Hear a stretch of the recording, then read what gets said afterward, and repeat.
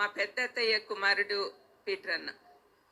మరి వాళ్ళింట్లో నాకు తెలిసినంత వరకు ఎవరు పక్కకు పోలేదు.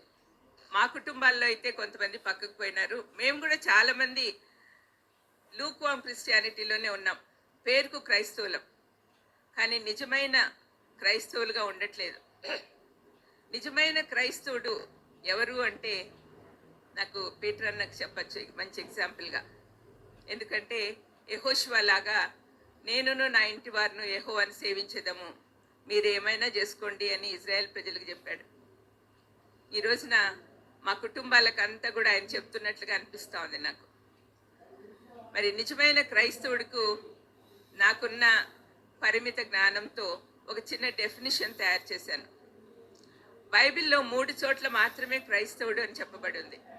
క్రైస్తవుడు అనే వర్డ్ ఉంది.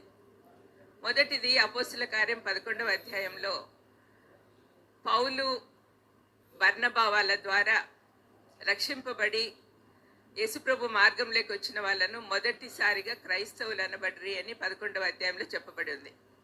అక్కడ వాళ్ళలో మార్పు కనపడుతుంది. రెండవ అకేషన్ ఏంటంటే 26వ అధ్యాయం అపోస్తుల కార్యం.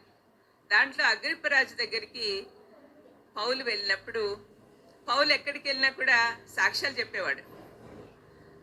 అగ్రిప్పరాజు దగ్గర సాక్ష్యం చెప్తూ ఉంటే ఆయన కొంచెం ఎఫెక్ట్ అయ్యాడు. ఏమన్నాడు, ఇంత సులభంగా నన్ను క్రైస్తవుడిగా చేయాలనుకుంటున్నావా అని చెప్పి అక్కడి నుంచి పారిపోయాడు. తను కూడా క్రైస్తవుడు అయిపోతాడేమో అని భయంతో. మరి 3వ అకేషను పేతురు గ్రంథంలో ఉంటుంది. నువ్వు క్రైస్తవుడైనందుకు నువ్వు బాధపడుతూ ఉంటే శ్రమలను బట్టి నువ్వు సంతోషించు అని పేతురు చెప్తూ ఉన్నాడు. ఆ కాలంలో ఆది సంఘంలో ప్రజలందరూ కూడా కష్టపడుతూ ఉన్నారు. శ్రమలు అనుభవిస్తున్న క్రైస్తవులకి పేతురు చెప్పిన మాట అది.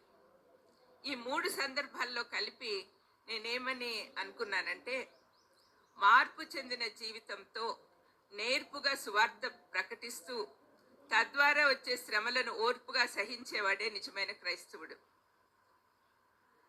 మార్పు చెందిన జీవితంతో నేర్పుగా సువార్త ప్రకటిస్తూ తద్వారా వచ్చే శ్రమలను ఓర్పుగా సహించేవాడే నిజమైన క్రైస్తవుడు.